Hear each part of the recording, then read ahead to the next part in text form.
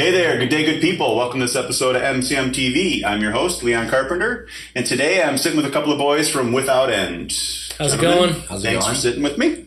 We are going to be discussing the ins and outs of the band, including why there's only a couple here, but let's start with who they are. We'll start with introductions. I'm Alex. I play lead guitar and sing backup vocals. My name's Shayne, just a guitar player. Okay, right on. So how long have you guys known each other? For only a few months. I mean, we met in what, like October-ish? Yeah, last October. year? Is that because, Shayne, you're the new guy? I am the new guy. So I actually met Alex from a different band. So one of his other bands he played for asked they needed a guitar player or something for a gig, and I knew the drummer from a previous band. So that drummer kind of brought me in, and that's how I met Alex. So and then after jamming with them a few times, it became very obvious that me and Alex had similar playing styles and similar music interests. Right on. So extremely, like, exactly the same. yeah. So Alex offered for me to come and jam with this band, like the band he was playing, another band he was playing with at the time. And from then on, everything just kind of really clicked. So It's awesome.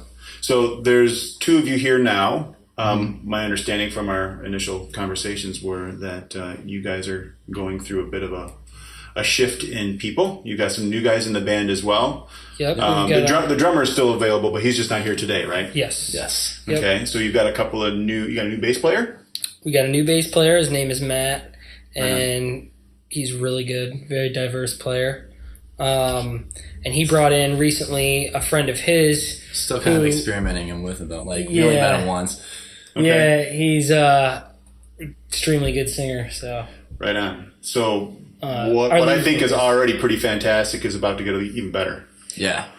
Okay, so it's very interesting timing right now that they're kind of going through a little bit of a turnover. I'm really excited to see what the new guys can bring to the sound that you guys already have, because I'm sure it's only going to get better from here. For sure. Let's talk about the name, because the name Without End has been the name since the beginning. Is this true? Yep. And where did the name come from? The name came from actually our previous singer, David. We were talking about names and trying to think about something, but we wanted it to mean something as well. And Without End was it's hard to find a band name that wasn't taken. I know the feeling. We found, we ended up on Without End because it was how we felt about music. Like, just something we're going to do forever. Right it's on. not going to be, it'll never end, That's cool. So the music that you play, how would you describe that music? What type of genre would you classify yourselves as? Like new metal type. Yeah, I mean, not as brutal, not as heavy, but more of like a newer school metal. We both have a lot of old school metal influences. Okay, good, because I was going to kind of contradict you when you said new metal, because that's why I wanted to like verify. It is kind of, in my opinion, it's some old school metal with a new twist. It's got a new fresh flavor to it, which is really cool. That's part of the reason why I kind of took to it, is because it kind of took me back to, kind of what I grew up on, which, I've got a couple of years on you guys, so I know that, I probably listened to a little bit more of it during its prime, but it surprises me that you've kind of picked up on that, because to guys like you, that would almost be like a classic metal to you guys, right? Oh, for sure. And yeah, you've brought a new kind of flavor and taste to that. So with that, what are some of those influences from the past that have kind of given you guys that foundation? You can go first. For me, it's I started on Metallica. Mm-hmm. That was my first favorite band. I heard Sad But True, and that was great tune. Huge, as sounding. It was, I wanted to play guitar, and Bullet for My Valentine is my main influence. Okay. As far as the newer style with like the harmonized guitars and the singing and screaming, that's very influenced by them and like Avenged Sevenfold. Excellent. Awesome. Shayne? More of like a classic rock vibe is what I grew up with. My dad showed me initially how to play guitar, just like the bass power chords and stuff. But I mean, it was stuff like AC/DC, Van Halen. My dad's really big in like Scorpions and Jethro Tull. So, I mean, first song I ever learned how to play was TNT by AC/DC. So you learn your first song, you play it, 50 times in a day. Just it's the first thing you learn all the way through, and you just eventually start to branch out. And I mean, AC/DC was my first initial band I got into, but it made me branch out into bands like Ozzy Osbourne and Van Halen and Rat and Extreme, and like Nuno Bettencourt from Extreme is one of my all-time favorite guitar players. Fantastic. So he's ridiculous. So is Randy Rhoads from Ozzy. So you gotta love the greats. Excellent. Well, why don't we give an example of some of the music? You guys just released this latest CD here, right? Yep. Revenge for the Fallen. We're going to talk more towards the end of this interview as to where and how you can find this. Which track are we going to hear off of here first? Life. Is there any type of story or anything behind that? It's just really about trying to find yourself, and find your purpose and why it is you do what you do, and why it is you're trying to get to where you want to be in life. Fantastic. All right, check it out. We'll see you back here in 60 seconds. I'm trying to get this life down, but it's hiding from me. Could happiness be for eternity? Let that be me. I don't wanna be nobody else. I wanna be myself. I wanna be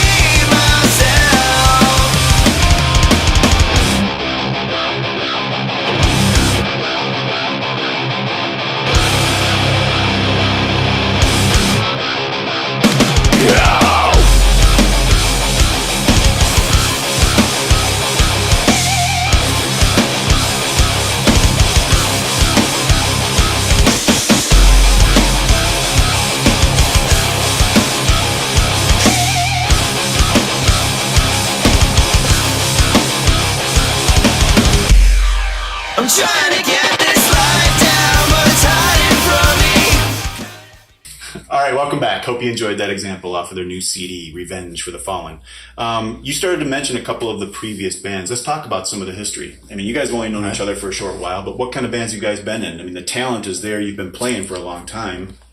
Where have you been? I mean, the very first band I played in was really like a new school metal, like really like a little bit old school thrashy vibe, but like the really hardcore screaming, fast paced mosh pit, So that first band I played in was my first real experience of going out and playing shows and like going and seeing places and being in different cities. And ever since I started to do that, like I really thought that this is what I want to do for the rest of my life. You go and meet people from like even just different parts of Michigan, and it like every different city had a different vibe, and some shows are really bad and some shows are the greatest night of my life.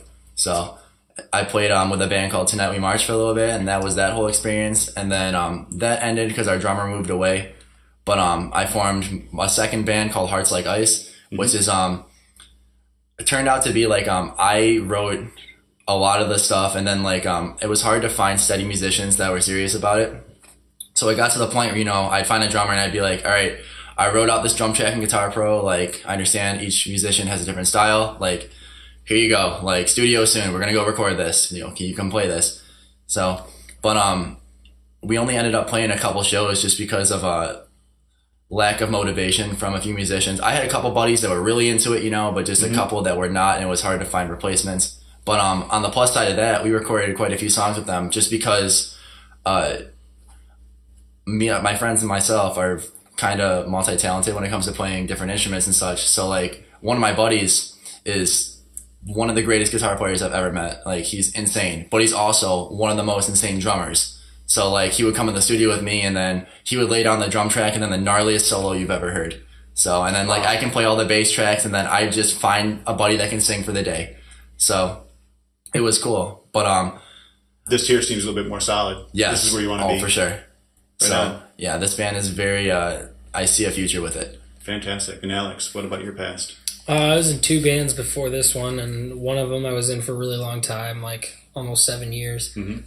I started playing guitar, and I started a band right away. I started with a couple friends, and we went through a bunch of people, and it seemed like we learned really fast, and then we were better than a lot of the people that we tried out, and we couldn't really find a solidified band. And by the time that we did, it was like after so long, we had like creative differences, so we ended up joining, going our separate ways and doing different things, which I joined a band called Shudder, and that was my really first experience as far as playing out. They played out of state and played out of around locally, but cities and cities away, and you drove an hour or 2 hours to get there, or so it was kind of like a taste of what touring would be like without actually going and doing it. That's great, because that segues us right into the next question I was going to ask is, have either of you ever toured? Have you been in a project that's gotten you out of Detroit? Gotten out, but I have not toured. Have not toured out. Where's the farthest you've gone thus far? Because I think with this, you guys are going to have no problem. Indiana is the farthest I've gone. So a couple hours drive, like you were saying. Yeah. It's good enough. Excellent. Yeah, I got to go play in Philly. Lucky. It was a great feeling with 7-Story Fall, which was awesome, which is with the drummer that played in the other band, How I Met Alex. So I actually met Alex. I played a show with Shudder, but I played in more of like a pop rock type band called 7-Story Fall, and the only show I played with them was actually like, across the country in Philadelphia. And it's such a great feeling because it was during a music festival. So like, yeah, right on. Everything was on one street. You're playing in like a bar with like a giant open area, and like just a ton of people flood to you. You get off stage, in a different part of the country, like I said, and everyone wants to meet you and talk to you, and like the feeling is unreal. So festivals is where it's at. Yeah, for sure. Festivals is the best feeling. It's awesome. That's really cool. It's like festivals have built-in crowds too, so there's more energy there automatically than any other place. It's hard to fill a bar these days, isn't it? Seriously. Yeah. Well, let's talk about that a little bit. So, of all the places that you played, have you had a favorite venue, favorite show? We've played at the Diesel a lot in Chesterfield, and we actually had our CD release party there, which there was a lot of people there, definitely, a couple hundred people. And cool. For as far as energy goes, that's been one of the best shows that we've had, including we did Battle of the Bands there, and Battle of the Bands went over really good, and that was another couple hundred people that it just brought, we brought the entire crowd. Yeah, we brought the entire crowd. Yeah, it was really cool, and good experience as far as, getting to know your fans and like just reaction when they actually feel what you're doing. It's fulfilling. Right on. Awesome. We sold 106 tickets. We're talking to other bands, and they're like, we sold 20, 23, 24. Yeah. What about you guys? And we sold the most, so we got to choose our time slot. And we were talking to a couple of like the promoters, and they were talking about how a lot of new bands just like, they sell their tickets and stuff and like kind of bring a crowd, but they buy out a lot, like when we sold all of ours, like we went to like all of our friends, all of our family, and like we got a lot of love and support. So would you say Diesel is your favorite place to play as well, Shayne? Favorite venue, probably. When it comes to show, like best show I ever played, it's either the CD release party we played with one of my favorite bands, Famous Last Words, or that Philly show was awesome. Definitely top two. But local Michigan, the Diesel in Chesterfield is by far my favorite. Okay, so here's one I like to throw out to the guys and gals, if I'm interviewing gals. And this can go either way. I want you to remember back to your first show. So either your first show together or just your first experience on stage. What do you guys remember when we talk about that?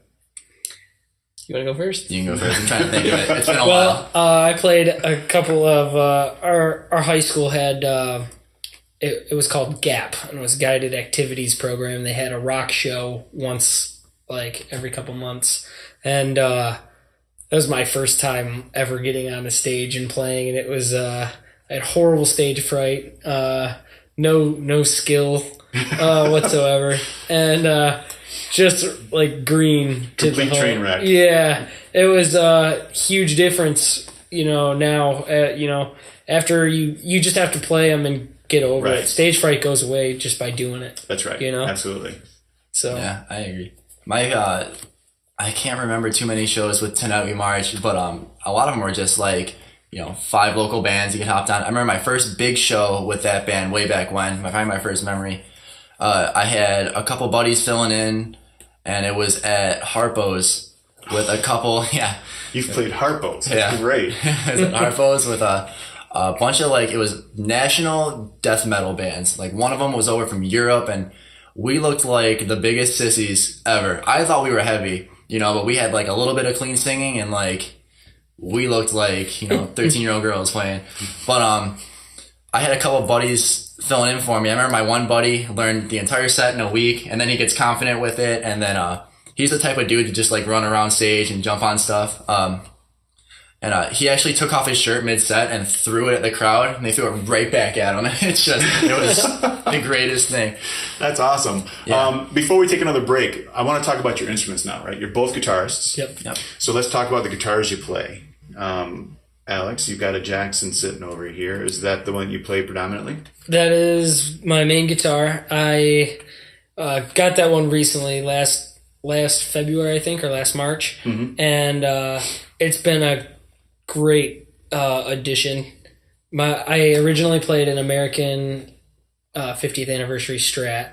It's pretty awesome. It plays better than any guitar I've ever played. I just wish it had hotter pickups now that I play a little bit heavier style than when I started. Mm-hmm. But it does the job. They're both great quality guitars, and You're pretty dedicated to Jackson. Why did you pick that guitar? I picked it because of I wanted to be, like Bullet for My Valentine. I wanted to, my favorite guitarists played that style V. Lexi Leho from Children of Bodom, another band I really like, also plays that ESP style of the same guitar. And it's pinstriped. I think it looks awesome. I think it's really flashy, styly look, and I like to do, shredding guitar solos. So Jacksons can handle that. Yeah, it definitely helps out. Right on. Can you, Shayne? For sure. I had to get the guitar of one of my favorite guitar players ever. Everyone's got their idol. So I got a Jackson R3 Randy Rhoads. Beautiful. That I played for the longest time, but I need to change the pickups or something on it. Besides that, I am strict to Ibanez RGs. I've had 3. I play one live right now, and honestly, out of all the guitars I've played, all different kinds of brands and everything, I love my Jackson, but Ibanez RGs specifically, even the Prestige models are unbeatable. They're perfect, especially for this style of music. You tune down a little bit, you want to play some really fast riffs. It's awesome. You can't beat the sound. Fantastic. All right, why don't we take another MCM minute and give another example of a track off of the CD. Do you guys have a track picked out? Cry Out. Cry Out. Any story? You just want to get right into it? It's kind of just it's a song that's really relatable. It's for anyone that's going through a tough time. Mm-hmm. Yeah. So definitely for anyone who's going through some sort of situation, it's a song that I think everyone can relate to. Fantastic. Check it out. We'll see you in 60 seconds. I value time in this life I'm living. I'm locked behind chains that need broken. I lose my mind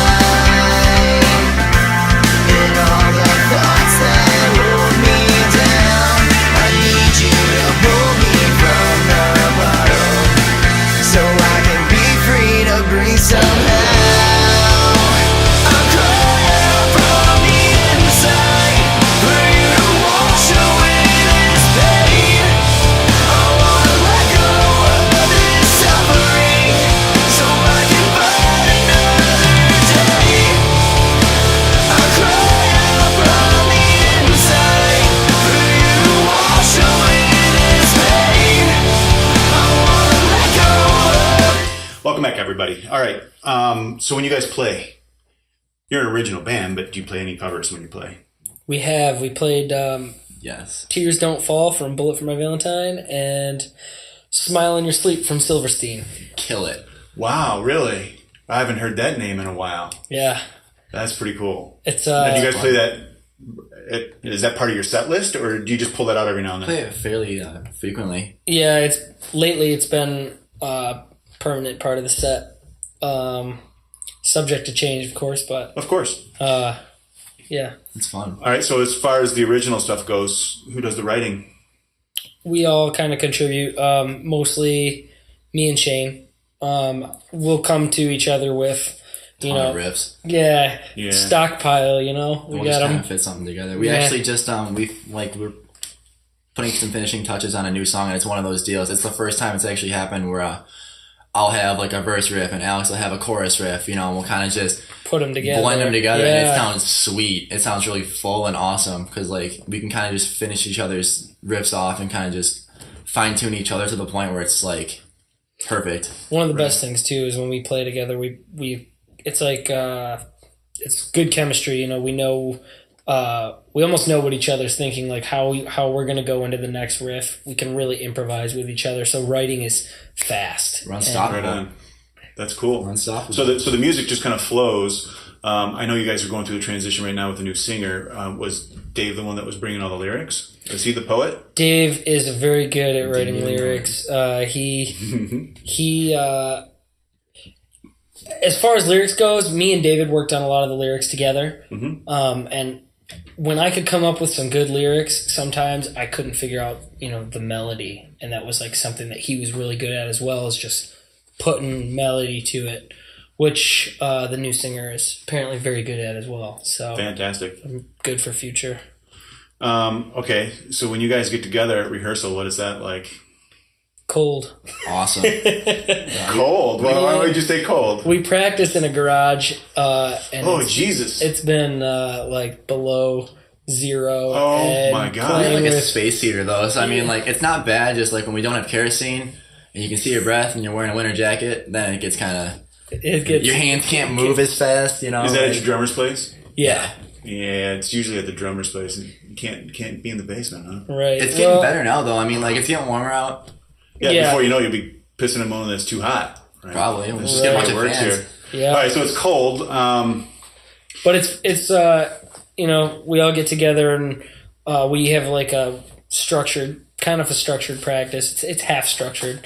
We to have fun. Yeah, we like to have fun. We usually start out by just talking and jamming, just kind of like improvising all together, just playing whatever comes to mind, and then we buckle down after that's done and okay, let's run through the set, and then we run through the set and we take a break and kind of mess around on new stuff, and then it's kind of how our practice goes. Yeah, and it kind of follows that same routine. You guys get together same day each week? Yeah, for the most part. 2 days a week usually. You guys get together twice a week. Yeah, we try to stay as productive as possible. We'll find that one day doesn't really work because you end up forgetting by the next practice, what you worked on, or exactly how it went. You might remember some of it, but we don't record our stuff at practice like we should. So sometimes you get like the voice memo on your iPhone. Yeah, just, like, write it down in the center of practice. Once again, it's the iPhone Chronicles is what we call that in my band. So that's great. So aside from being pretty cold and soon pretty hot when you're at practices, has this band been faced with any challenges? I would assume you have a few things here to chat with, especially since you're going through a little bit of a turnover right now. But what's been the toughest part about making this project work? Just dump that one on the new guy. I'll contribute. I mean, like, I got a couple, but like a few things. I mean, just to touch base on a couple of the things, a couple people just like lack of motivation for some things. Not being punctual with where you have to be, certain place, certain time, whether it be a practice or a show, has been an issue. A couple of venues, I won't say, have been like to the point where like I don't want to play there again. Right on. Yeah, so that happens. When it comes to like if it's just us and we're all together, everything is fine. But just some days, some members will just, like I keep saying, like lack of motivation. So something won't get done and it gets put on someone else, and that causes a little bit of tension. Nothing super bad or anything. So there's been nothing like awful. Just like little things. Sure. So, but like I said prior, as soon as we're all together, it's perfectly fine. When we play live, everything runs fairly smooth. Mm-hmm. So to my knowledge, I've only been in the band for a few months, but I mean everything seems to run fairly smooth. So fairly few challenges, but no, just little things. All right. What else you want to add? Well, same thing for me, really. It's more deadlines, whenever deadlines are in place, one of the problems that we've had with certain members are just things get put off till very last minute, and that drives me insane. About CDs, but yeah, everybody's different, right? Everybody's different. So that's always a tricky question, right? Because nobody wants to throw anybody under their bus or air their dirty laundry, what have you. But putting a band together, finding that magic, and everything working out, it's not easy, and everybody goes through these types of challenges and struggles. So I always like to bring that up just to see how far people are willing to take their answers. Once it clicks too, like it clicks. You find the right set of guys, like the guys that we're all jamming with right now. Like I think this is the set. Like this is it. Everyone is perfect. This is the boat that'll take you there. We're still like kind of messing with a lead singer, so like nothing's set down. But like the guy we just met, awesome. Kills it. Just everyone shreds their instrument, and that's cool. There's a lot of chemistry. Well, that's why we're here doing this interview now. The timing is right? Yeah. I mean, there was lots of talent in this CD here, and it's only going to get better. So I think the timing is right to check these guys out live. Appreciate it. Let's talk a little bit about the direction for the band, because that's kind of where we're at right now. Have you guys, either between the two of you, since you seem to be writing a lot of the riffs or what have you, and or with the drummer, since you got more history with him, had any type of conversations about where this thing is going? What is the intent? What are you planning on doing with it? Well, it's easy to say, we want to sell 1 million records and tour the world and be rich and famous. That's our answer. But realistically, I mean, what is the plan? Realistically, the plan is to really just focus on what's working. Like right now, we have we're kind of like a genre that we've got a wide fan base. We relate to older people and younger people and all in between, And so we kind of want to stick to that. Our next album's going to be a little bit heavier, but not to the unbearable point for those who aren't as much of metalheads as we are. But probably past the threshold of radio. Yeah, maybe. Yeah. So the goal is to be on the radio. Some songs will be radio friendly, but others are. Some songs will be perfect for it. It'll be like some Avenged and that sort of thing. It's going to be all in the same kind of niche, but there obviously is going to be a track or two that's heavier than the other. We have a couple that we're finishing that are like the ballads. Like they're huge, and then we have like a couple of the tracks that are really riffy, fast, and then we got more that are just like heavy, breakdown, like brutal, really, like something that the crowd can get really into and just punch each other in the face. Like for sure, it's awesome. So it remains to the same, it sticks to the same niche, but it's got a little bit of a variety. Long-term goals would be definitely touring, even if it's with a bigger band or opening up or whatever. We'll take it. We want to do it. We want to festivals. Festivals, summertime festivals, outdoors, barbecues, fun stuff. Overseas would be sweet. Yes, eventually. Well, couple of band, friends of ours and other bands are going overseas and hitting Japan, and should play in Japan or like Guam. I'm jealous. Yeah, right on. That's kind of cool. You can play in like Jordan. Well, why don't we take our last break and give them one more example, aside from the credits, which we'll get in a little bit. I got a piece of styrofoam stuck to my leg here. What track do we want to leave them with here? Let's go with My Everything, yeah. My Everything. Any setup, or do you want to get right into it? Let's get right into it. It's a relationship, so. All right, very good. We'll see you back here in 60 seconds.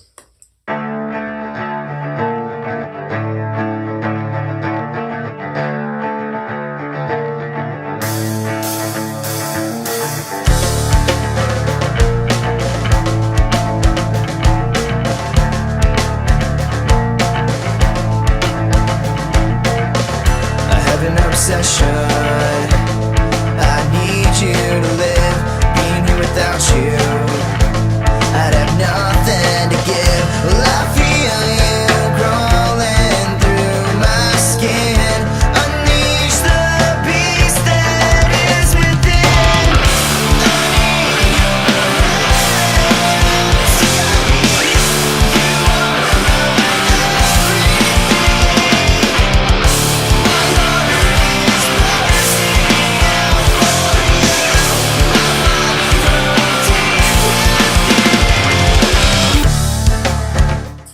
Okay, welcome back. We are going to kind of bring this last segment to a close here with just a few more questions, but this is where it gets a little bit fun. We're going to talk a little bit more about some of the personal stuff. You guys aren't full-time musicians yet, right? Right. So you probably have day jobs. Do you care to share what those are? Go ahead. You don't have to. All my buddies and anyone who knows me is...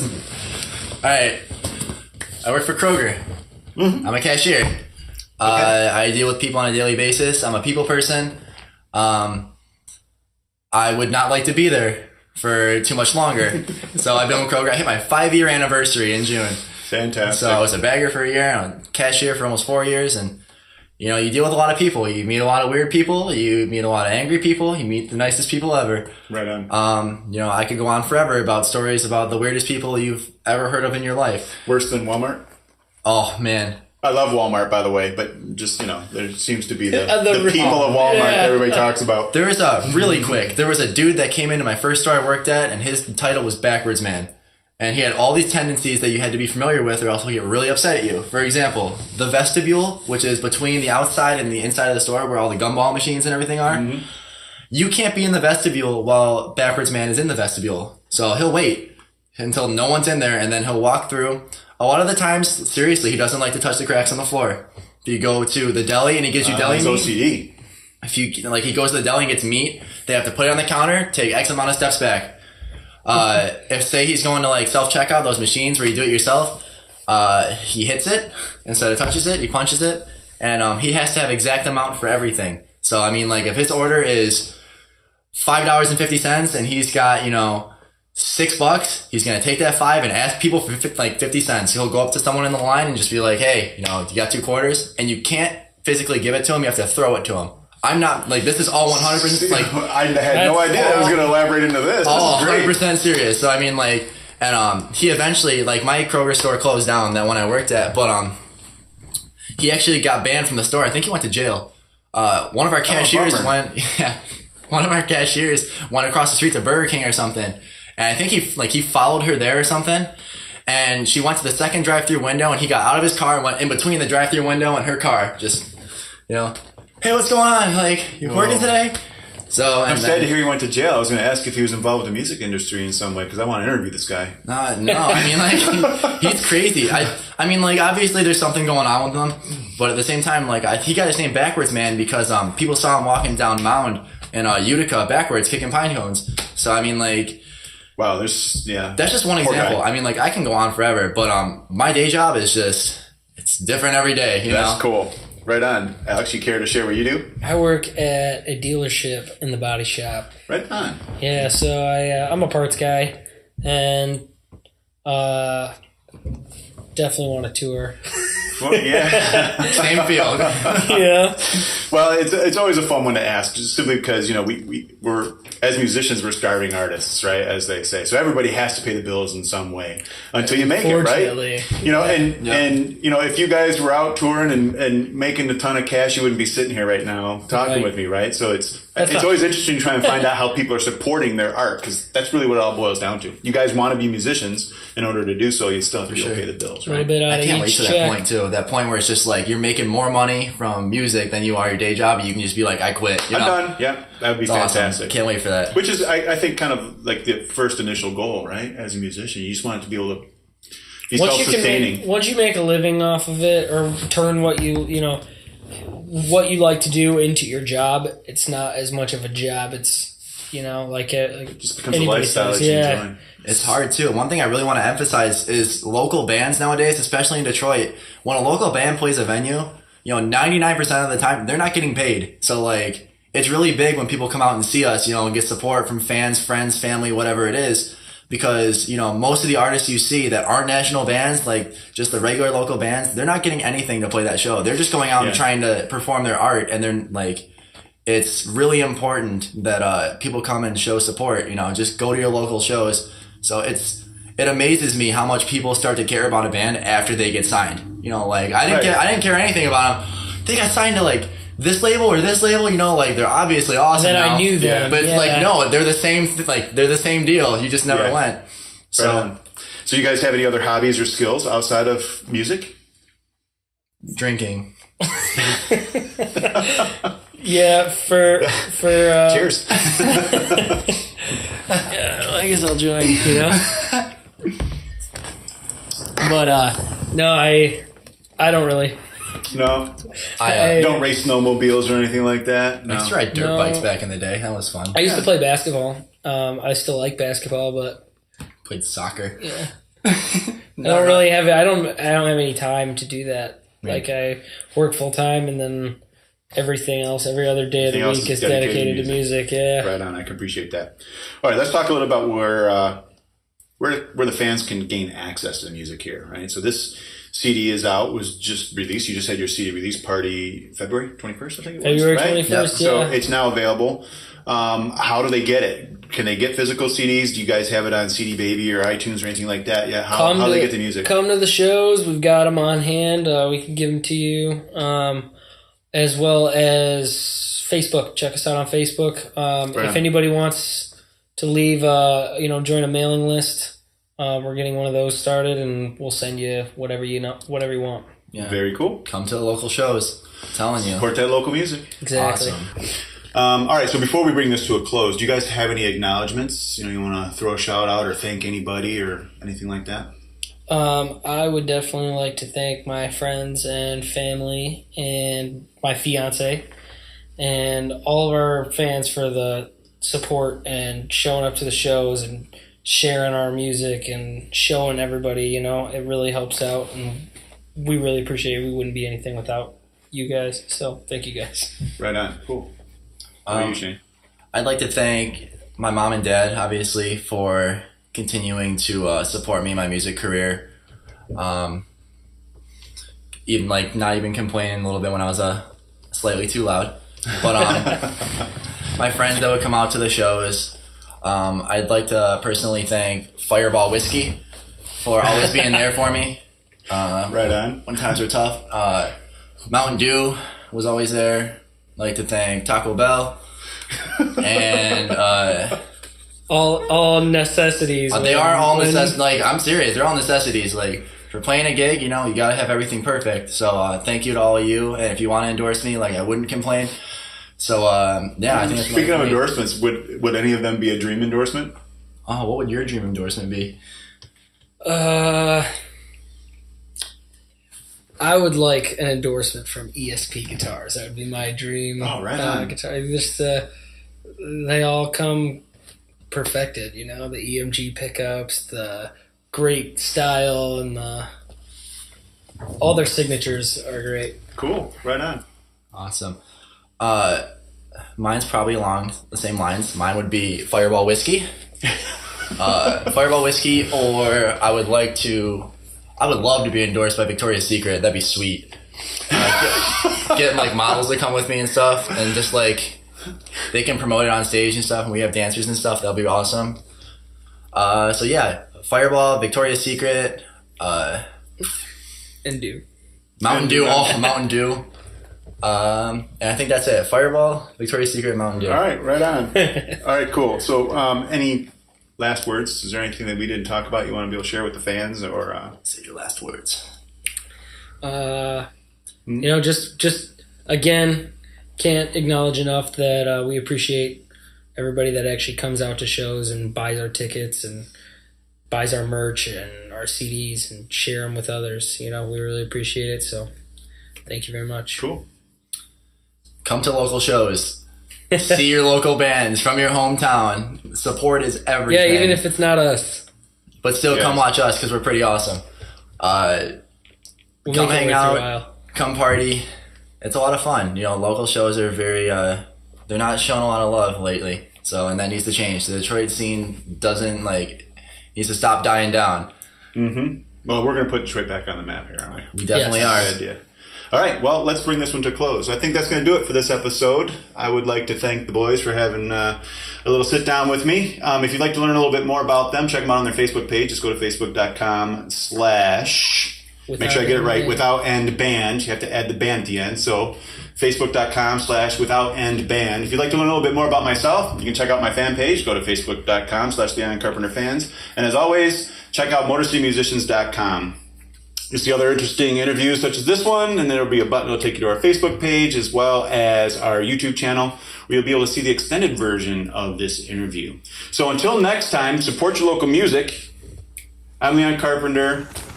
Keep the music alive.